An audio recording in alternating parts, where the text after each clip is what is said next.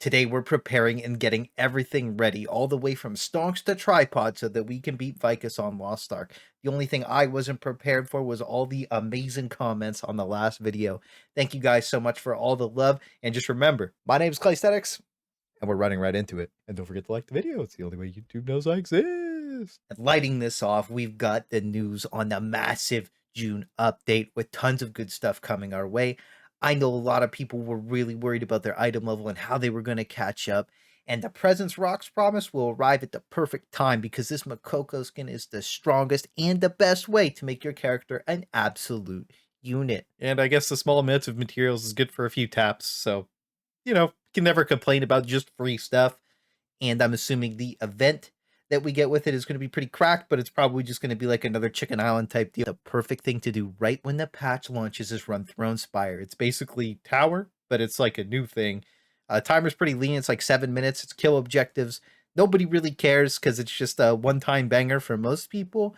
And what we really want is the rewards, and they're actually pretty stacked. And if they change the rewards for NA, I'll just update the pinned comment with a new picture. That's it, really. But it's going to be a great way to help juice your characters up. At like 1430, you should be able to clear pretty much the whole thing with no issues. And if you're already 1460 plus, then congrats. You just get a bunch of free stuff and you only have to spend 7 minutes doing it, because you only need to do the last floor and it's going to give you all the previous floor rewards at the same time. So one banger, 7 minutes, and 2 free legendary battle books of your choice, not to be confused with class books. The thing I love about Throne Spire the most is that you can just do that last floor, get all the rewards. You do floor 25, you get all 25 floors worth of rewards. Not like Tower, you gotta do the whole thing. It's just such a nice, like, quality of life thing so that you don't have to waste your time. And I've wasted so much time on this game, I need to go outside. Because the next part about being prepared for VYKAS is how to be the strongest and make sure you have everything you need to make sure you can pass all the simp checks. And one thing I'm going to tell you that a lot of people don't want to hear is that bad budget builds are hurting you more than they're helping you. I've seen a lot of people, especially in Discord, pop in, and luckily I've got some of the most helpful Chad level gamers helping people out in the ZERKERGANG, because when you pull up with like random level 1 or 2s, you're actually hurting your character and wasting your gold. The point of a budget build is to have like 3 best in slot engravings and then one that's like 4 to 8% worse than the others. Or one that's sleeper OP and like actually just better than all the other ones, something like Adrenaline that just is cracked but annoying to play with as Berserker. So that's what I ended up with personally. But when you start running things like level 1 mass increase or crisis evasion level 3, it just doesn't make sense, and you actually made your character way weaker, because having something like crisis evasion level 3 doesn't actually do anything for your character, and you should never run something like that. Because the Fion tax is very real, and it's better that you set up and look up your classes like best 8 engravings, your stats, whatever it may be, and seeing what's cheapest for you so that you can make something that works for you. Just going into the training room, you'll be really surprised at what you can make work. And if you actually look at the market in the right ways, you can build an insane 4x3 on a budget for less than 20k gold on basically any character. And it lets you be competitive. Like my build is set up so I have 4x3 plus 1, while I stack gold to buy my legendary books, which Mayhem is just ridiculously overpriced because of the RMT whales and how they just couldn't control themselves with bot gold. So thanks for that. But at least with Tower, I'll be able to get a legendary battle engraving, and as soon as I get my books done, I can instantly go 5x3. But for now, the main focus is to have a strong, solid backbone to my character that enhances everything else I'm doing, and that should be your goal too. Like when I make these text guides, you get to see the top 6 engravings that I just sim out on the dummies, and then you see some extra engravings. Usually I just list 3. There are obviously a couple more, but those 3 usually end up being the best as budget, and they're usually actually staying pretty cheap on the market. I do this for Berserker and Destroyer, and I'm going to do another one for Glavier as well for VYKAS. Look forward to that on Tuesday. But the main idea behind it is that you just keep yourself the strongest without wasting any of your resources, because you do want to be powerful. You don't want to be wasting your own time. If you're not powerful, you're wasting time, and time is your most valuable resource in your entire life. And anyone that says you can't do VYKAS without 5 engravings is honestly just being kind of weird. 4x3 is just fine as long as you're good to go, you know the fight, and you know your class. Honestly, some classes are just better than others, so if you're playing a OP class with an OP build, you're just going to be able to carry everybody anyways. And if you get rejected from the guy with tier 2 gems, don't worry. Just go find a better group. It's not really that big of a deal. He was just looking for a free ride anyways. The real thing that's going to make the biggest, the most massive difference at this stage of the game, in my opinion, is leveling up your tripods. A lot of people are sleeping on their tripods or don't have them set up. And when you start getting these level 4 and 5 tripods, I guess it's kind of weird to say out loud, but like +4 on the piece because it starts at level 1, which makes it level 5. Anyways, some skills literally double in damage with tripods and make them better than they ever could have been. The real difference between like a Giga Chad carry and the Makoko head for VYKAS is literally just going to be tripods. And picking your best 6 tripods is really easy. You just look at your buffs, your biggest damage, and your biggest support skills, and you just pick the strongest scaling tripods and you max those out. Like I picked Vital Point Hit on my Red Dust. It's one of the most important in the entire kit for a Berserker to have at level 5 or whatever. All you have to do is you save that piece to your inventory and then you transfer it onto your main gear. And of course, you do have to redo your tripods, but at a 30% transfer rate when you're adding +3s to your gear, it's really not that bad. Let's see if we succeed for the video.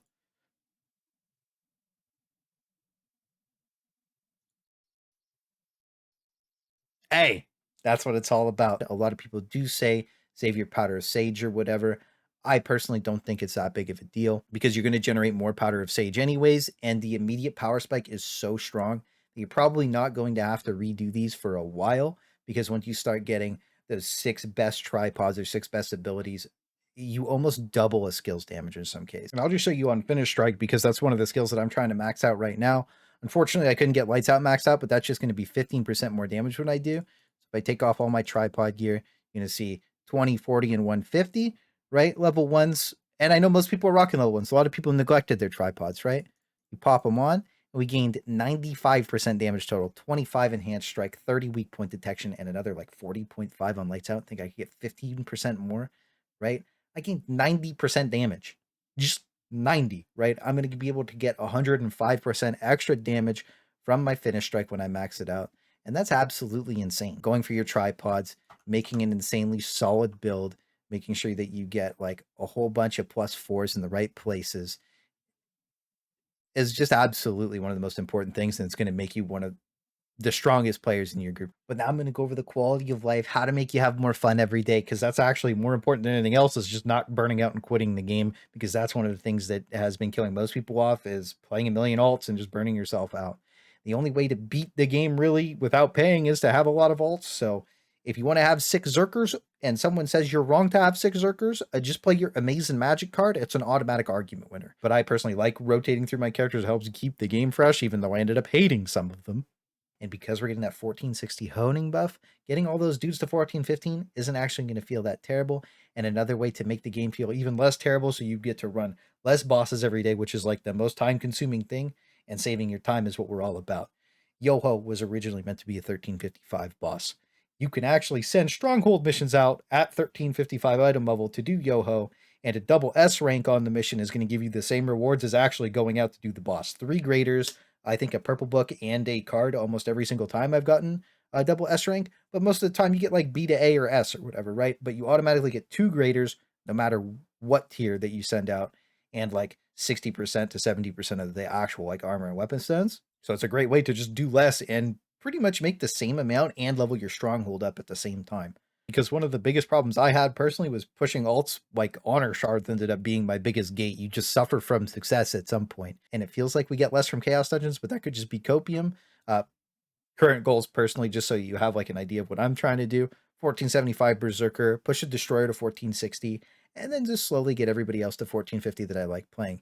And then my striker probably just stays 1355 and runs Yoho missions for the rest of his life. And just to get an idea of how much like 6 characters net you a day, it's like 12 to 1300 weapon stones, like 3000-ish armor stones, 40-ish graders, and the rest of the stuff just stacks up. I just don't skip the chaos dungeons every day. I make sure to do those, and it really ends up paying off just because you get so many gems from just doing the chaos dungeons, and you're guaranteed boss rush ticket per week. So the slow burn to level 7 gems really doesn't end up being that bad. I'm almost there myself. So if you're an alt enjoyer, you're all set, and you can prog the game at a pretty decent pace, because at the end of the day, it's all about quality of life, relaxing, so that you can enjoy the game. So don't get carried away like I did into your mental by doing tons of bosses every day for like 2 hours of dailies a day. It's just actually not worth it. Try and keep your daily limit of daily stuff to do under an hour, and you'll probably just enjoy the game more. Most MMOs require about an hour of daily, so I don't think that's bad. Just keep it simple and clean, because now that they're actually banning the bots, and please Amazon, don't turn me into a meme by saying that in like a week or two. The point is, life scaling might actually be good for the first time since the game came out. And I know most people's IRL portfolio look like mine and the wildflower market. But the hope is we at least get our lost art gains to look like the fish market, because as we know, fish stonks have gone to the moon on South America, and NA's looking pretty good too. But a lot of other things are going to head to the moon, specifically the things revolving around VYKAS and raiding, assuming the bots stay gone. And we don't get a crazy consumable event, of course, because VYKAS is going to suck most people's stockpiles dry, because one idiot can just ruin a group and force you to restart. A lot of this stuff should go up in price, at least I think it will. So I'm probably looking at dark grenades, destruction grenades, time stops, and panchias. Outside of the health pots, they'll probably all do well. Usually they do pretty well when the raid first comes out, because so many people need to buy extra ones because they just drain out of them. So I mean, it'll probably do okay.